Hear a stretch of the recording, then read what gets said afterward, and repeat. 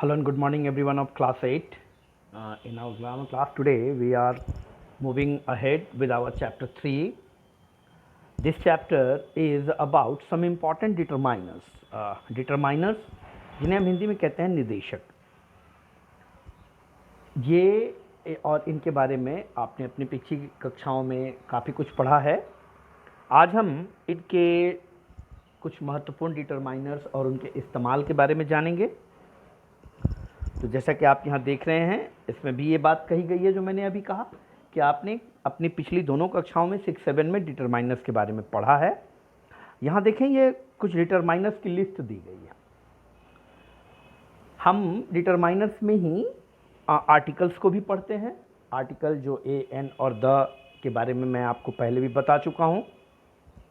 हम आगे भी इसके बारे में जानेंगे। इसके अलावा पोसेसिव एडजेक्टिव्स होते हैं। पोसेसिव का मतलब होता है संबंध या अधिकार बताने वाला। तो जैसे हीज, हर, ये क्या है? ये पोसेसिव एडजेक्टिव्स डिटरमाइन करते हैं कि ये चीज़ आपकी है तो योर हो जाता है, मेरी है तो माइन हो जाता है। ये डिटरमाइन करने वाली एडजेक्टिव्स होती हैं जो तय करती हैं, निर्देशित करती हैं, इसलिए इन्हें भी डिटरमाइनर्स कहते हैं। अंकों में भी ऐसा होता है, न्यूमेरल्स होते हैं 1, 2, 3, 4, फर्स्ट, सेकंड, थर्ड, ये भी बताते हैं, हमें निर्देशित करते हैं कि वो फलाना पहली संख्या पे है या कोई पाँचवीं पे है या छठी पे है। तो ये जो न्यूमेरल्स आते हैं फर्स्ट, सेकंड, थर्ड, फोर्थ, ये भी डिटरमाइनर्स होते हैं। इसके बाद डिटरमाइनर्स ऑफ क्वांटिटी भी हैं, डिटरमाइनर्स ऑफ नंबर भी हैं, डेमोन्स्ट्रेटिव डिटरमाइनर्स हैं। जैसे मैं किसी चीज़ को दिखाते हुए कहता हूँ दोज आर ब्यूटीफुल फ्लावर्स, तो मैं क्या कर रहा हूँ? मैं बता रहा हूँ कि सामने जो फूल हैं वो बहुत खूबसूरत हैं। तो डिटरमाइनर दरअसल यही करते हैं, ये हमें चीज़ों के संदर्भ में जानकारी देते हैं। इसके बाद डिस्ट्रीब्यूटिव होती है, इंट्रोगेटिव डिटरमाइनर्स है। ये तो एक लिस्ट है, इन्हें याद रखना होगा। हम इसमें जानेंगे कि इनके यूज़ कहाँ कहाँ होते हैं। डिटरमाइनर्स तो हम पढ़ते ही आ रहे हैं। अब हमें ये जानना है कि हम इन डिटरमाइनर्स को इस्तेमाल कहाँ और कैसे कर सकते हैं। जैसे यहाँ पर आप देखें, एक क्वांटिटी बताने वाली, क्वांटिटी यानी मात्रा बताने के लिए लेस या फीवर का इस्तेमाल होता है। लेस बहुत कम, अब कहते हैं ना थोड़ा सा, फीवर हल्का सा। तो यहाँ पर आप देखें, less denotes quantity whereas fever denotes number. अब देखिए यहाँ पर ये ध्यान रखने वाली बात है कि लेस का प्रयोग हम वहीं करेंगे जहाँ हमें मात्रा के बारे में बताना हो, किंतु जब हम फीवर की बात करेंगे तो वहाँ मात्रा की बात न करते हुए हम संख्याओं की तुलना करेंगे। ठीक है बच्चों? तो यहाँ जैसे आप एग्जाम्पल में देखिए, this picture contains less water than that one. यहाँ पर तुलना की जा रही है कि इस घड़े में उस घड़े की तुलना में अधिक मात्रा में पानी आता है। जबकि जब फीवर की हम बात कर रहे हैं तो कहते हैं no fewer than 10 students were sitting in the sun, यानी 10 से कम बच्चे सूर्य की रोशनी में नहीं बैठे थे। अर्थात एक फीवर का इस्तेमाल हुआ कम बताने के लिए ही, लेकिन वो गिनती की संख्या थी, जबकि पहले में मात्रा बताने के लिए लेस का इस्तेमाल हुआ। तो इस प्रकार हम लेस और फीवर के इस्तेमाल को अपने इस्तेमाल में ला सकते हैं। इस प्रकार लेस और फीवर का इस्तेमाल करने के बाद हमारा जो अगला दो है वो है लेटर और लेटेस्ट। अब इन दोनों में भी फर्क है। Later and latest refers to time, ये दोनों समय के बारे में बताते हैं, किंतु दोनों में एक फर्क है। Later is opposite of earlier. Earlier यानी पूर्व में होने वाला। तो जब हमें बात करनी हो कि कोई एक घटना पूर्व के बाद हुई है, तब हम वहाँ लेटर का इस्तेमाल करेंगे। जबकि लेटेस्ट सुपरलेटिव डिग्री लेट का होता है, ये तो हमें भी पता है कि सबसे आखिर में जो होता है, सबसे अंत में होने वाली कोई बात अगर मुझे बतानी है या उसके संदर्भ में कोई जानकारी देनी है तो मैं लेटेस्ट का प्रयोग करूंगा। जैसे यहाँ देखें, I want the latest edition of this book. Latest edition से यहाँ तात्पर्य है कि जो सबसे आखिर में आई है किताब की, जो सबसे अंतिम एडिशन है वो चाहते हैं, यानी सबसे ताज़ा एडिशन। जबकि the match has been postpone to a later date, यहाँ इस वाक्य का अर्थ ये हुआ कि मैच जो है वो अगली तारीख के लिए पोस्टपोन कर दी गई, यानी आगे वाली कोई एक तारीख के लिए पोस्टपोन कर दी गई। तो लेटर का इस्तेमाल अर्लियर के ठीक ऑपोजिट के लिए होता है। अर्लियर यानी पूर्व में होने वाला, लेटर का अर्थ हो गया बाद में होने वाला, जबकि लेटेस्ट हम सभी जानते हैं लेट का ये सुपरलेटिव डिग्री होता है, इसलिए इसका इस्तेमाल सबसे अंतिम के लिए किया जाता है। इसके बाद है, अब थोड़ा सा स्पेलिंग का फर्क होता है, उच्चारण बदल जाता है। इसके बाद है लैटर और last. Both refer to position, ये क्या करते हैं, स्थान बताने के लिए प्रयोग किए जाते हैं। Latter is used when there are only two persons और थिंग्स। ध्यान रखें कि लैटर का इस्तेमाल दो व्यक्तियों या वस्तुओं के मध्य बताने के लिए किया जाता है, जबकि last is used when there are more than two. Last का इस्तेमाल दो या दो से अधिक जहां पर होते हैं, जहां दो से अधिक हों, उनके लिए हम लास्ट का प्रयोग करते हैं, यानी जो सबसे आखिर में हो। दो से अधिक होने के बाद जो सबसे आखिर में होगा हम उसके लिए लास्ट का प्रयोग करेंगे, जबकि लैटर का प्रयोग बाद वाले को बताने के लिए करेंगे। The latter part of this novel is very interesting, यानी इस उपन्यास का जो बाद का हिस्सा है वो बहुत मनोरंजक है। देखें आप यहाँ पर कैसा प्रयोग हुआ, लैटर का प्रयोग हमेशा बाद की घटना को बताने के लिए किया गया। यहाँ बात दो ही चीजों की हो रही, जबकि दूसरे वाक्य में आप देखें, वी कॉट द लास्ट बस टू रीच द वैली। हमने आखिरी बस वहां पहुंचने के लिए पकड़ी, यानी बस दो से अधिक रही होगी तभी हमने आखिरी बस पकड़ी। फार्दर और फर्दर, ये भी डिस्टेंस बताने के लिए प्रयोग किए जाते हैं। फार्दर का इस्तेमाल डिस्टेंस बताने के लिए किया जाता है, फर्दर का इस्तेमाल एडिशनल यानी और अधिक, अतिरिक्त के लिए किया जाता है। We went to England for further studies, यानी आगे की और अधिक पढ़ाई के लिए हम इंग्लैंड गए, तो फर्दर का इस्तेमाल कहाँ हुआ, और अधिक को बताने के लिए, जबकि फार्दर का इस्तेमाल दिस इज द फार्दर शोर ऑफ द लेक, ये झील का सबसे नजदीकी किनारा है, सबसे छोटा किनारा है। तो फार्दर का इस्तेमाल डिस्टेंट के लिए हुआ, दूरी बताने के लिए हुआ, जबकि फर्दर का इस्तेमाल आगे वाले अत्यधिक को बताने के लिए, एडिशनल चीज को बताने के लिए हुआ।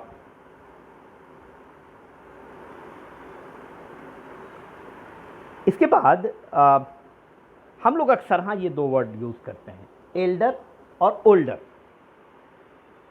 करते हैं बच्चों। Elder is used only for person belonging to the same family.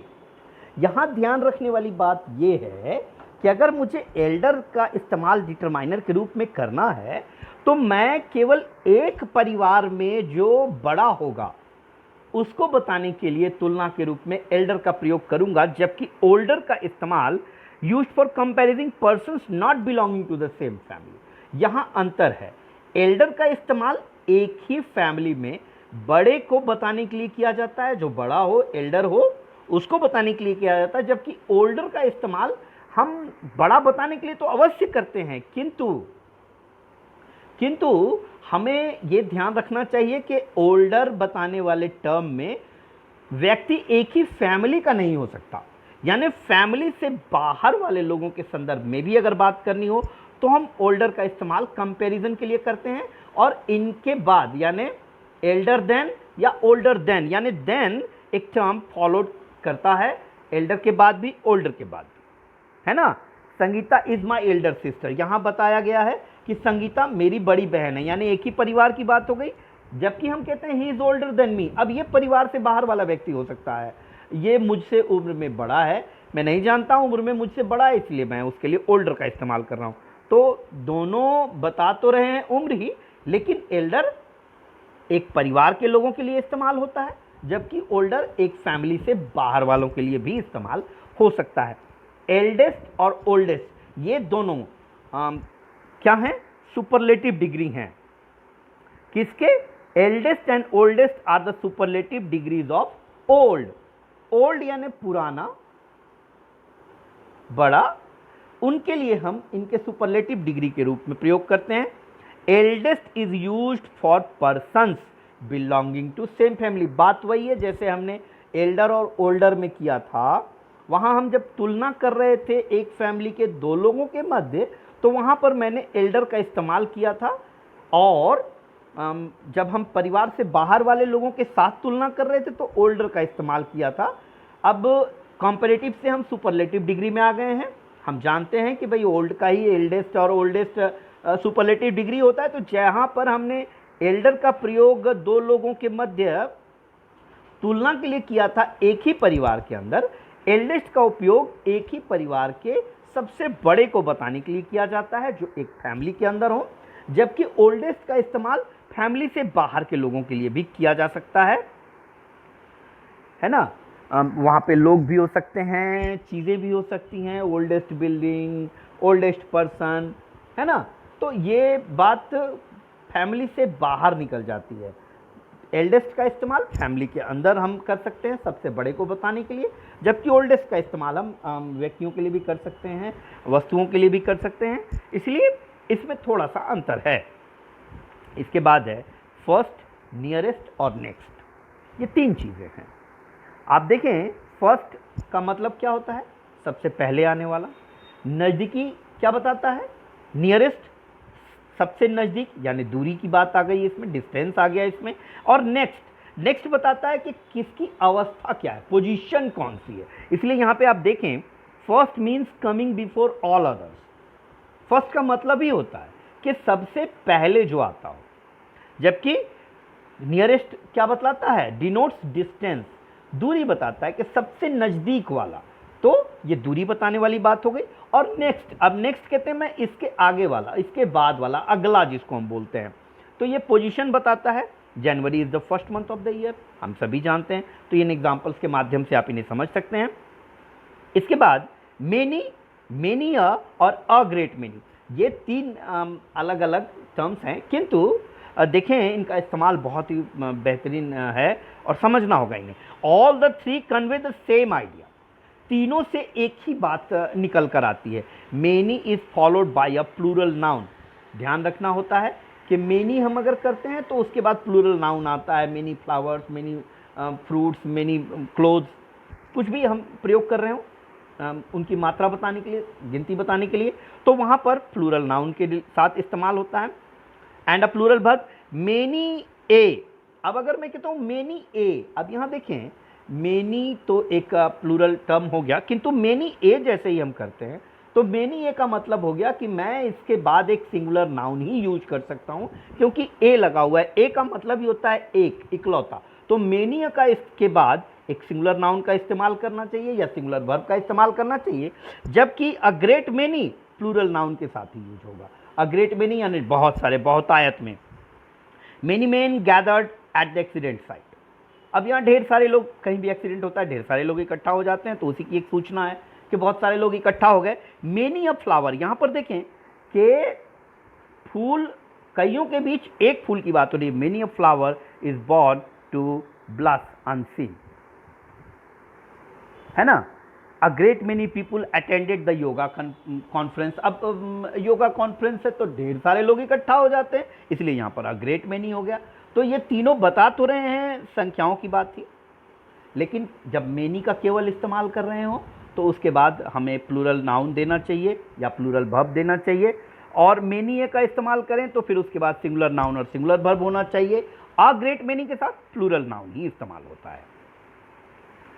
Little, a little, the little बिल्कुल समान, जैसे हमने मेनी, मेनी और अ ग्रेट मेनी को देखा, ठीक वैसा ही है। लिटिल ठीक अपोज्ड टू मच, मच यानी बहुतायत, अधिक, उसका उल्टा होता है लिटिल, थोड़ा सा, अल्प मात्रा में, या यूं कहें न के बराबर। तो a little has an affirmative meaning and means some. A little का प्रयोग अगर हम करते हैं तो उसका मतलब बिल्कुल सकारात्मक है और उसका मतलब होता है कुछ, थोड़ा सा, अल्प मात्रा में। The little means not much but all that is. अब जैसे ही मैंने द लिटिल कहा तो ज़्यादा नहीं, जितना चीज़ है वो सब की बात आ जाएगी। He showed little mercy to the robber. उसने डकैत पर थोड़ी सी दया दिखलाई। तो यहाँ पर क्या कर रहा है? बिल्कुल न के बराबर के उल्टा हो गया। चलिए भाई थोड़ा सा तो दिखलाया। I have a little money and I shell help you. मेरे पास कुछ रुपए हैं और मैं तुम्हारी मदद करूँगा। यहाँ पर है कि भाई ये सकारात्मक बात है और इसका अर्थ है कि थोड़ा सा है मेरे पास, जो भी है मैं आपकी मदद करूँगा। लेकिन आखिरी सेंटेंस में आप देखें, he lent me the little money that he had. यहाँ पर द लिटिल का मतलब क्या हो गया कि जो कुछ भी उसके पास था, जितना भी पैसा उसके पास था, उसने मेरी मदद करने के लिए मुझे दे दिया, तो ये हो गया the little. Few, a few और द फ्यू बिल्कुल एक जैसा ही है, जैसे अभी ऊपर में आपने लिटिल को देखा। फी मेनी का ऑपोजिट होता है और इसका अर्थ होता है न के बराबर, ये संख्या के बारे में बताता है। अ फ्यू का मतलब कम से कम थोड़ा सा हो गया, एटलीस्ट अ लिटिल, थोड़ा सा। और द फ्यू का मतलब थोड़ा सा नहीं, वहाँ मौजूद सब, जितना भी। Few persons are free from mistakes, यहाँ पर क्या हो गया, मच का उल्टा फ्यू, यानी कुछ लोग ही गलतियां नहीं करते। I have a few sincere friends, मेरे कुछ सजग मित्र हैं, and I can count out them, और मैं उन्हें गिन सकता हूँ। तो ये बता रहा है कि भाई कुछ तो है, कम से कम ना के बराबर, ना की तुलना में कुछ तो है जिन्हें गिना जा सकता है। I have lost the few books I had, यहाँ द फ्यू का मतलब हुआ कि जितनी भी किताबें मेरे पास थी, चाहे 2-4 जितनी भी थी, सारी खो गई। तो यहाँ द फ्यू जैसे ही हमने कहा, मतलब थोड़ा सा तो था ही, उसमें से भी समूचा हो गया। Whole, the whole, a whole, all, ये भी मात्रा बताने के लिए कलेक्टिव नाउन के प्लूरल्स के रूप में इस्तेमाल होते हैं। The whole is used before a singular common noun, the whole का इस्तेमाल एक सिंगुलर कॉमन नाउन के पहले होता है। अ होल का मतलब हो गया समूचा, संपूर्ण। Whole district is in the state protested against corruption, यहाँ होल कहे तो समूचे की बात करें, पूरे शहर ने करप्शन के विरुद्ध प्रोटेस्ट निकाला, विरोध किया। A whole orange was given to me, a whole मतलब एक साबुत, समूचा, पूरा का पूरा। All wood tend to shrink, सारी लकड़ियाँ सिकुड़ती हैं। अब यहाँ पर ऑल का सबकी बात कर रहे हैं, हम एक कॉमन नाउन की तरह इस्तेमाल कर रहे हैं। ऑल हॉर्सेज आर एनिमल्स, सारे घोड़े जानवर होते हैं, but not all animals are horses, लेकिन सारे जानवर घोड़े नहीं होते। यहाँ पर हम कंपैरिजन कर रहे हैं नंबर्स के लिए। No, no precedes the noun which it qualifies, no उस नाउन के पहले आता है जिसके बारे में ये बता रहा होता है। इट मीन्स नॉट वन और नॉट एनी और नॉट ए, इसका मतलब कोई भी नहीं, एक भी नहीं, कोई भी नहीं। इसलिए यहाँ नो जहाँ भी आया हुआ है, आप देखें ये बता रहा है कि नंबर्स नहीं के हैं। सेम सच, सेम का मतलब होता है एग्जैक्टली, एक समान। वन और वंस रेफर टू और वन मेंशन, कहने का मतलब जो बताया गया उसके बिल्कुल अगर समान समान है तो हम सेम का इस्तेमाल करते हैं। जबकि such means the type already mention, such का मतलब हो जाता है कि पहले से बताया गया हुआ है, उस प्रकार का कोई एक चीज़ बताया गया हुआ है और बिल्कुल समान है, वैसा हूबहू वैसा है, तो हम सच का इस्तेमाल करते हैं। A lot of, plenty of, a large number of, ये एग्जाम्पल्स को पढ़कर आप बहुत बेहतर तरीके से इन्हें समझ सकते हैं। इसके बाद यहाँ पर कुछ एक्सरसाइजेज हैं, मैं चाहूँगा कि इन नियमों को याद करने के साथ साथ इन एक्सरसाइजेज को करें भी। इन एक्सरसाइजेज को कर आपके आंसर आप मेरे पास भेजेंगे। आज के लिए इतना ही, बाकी अगले दिन। Thank you.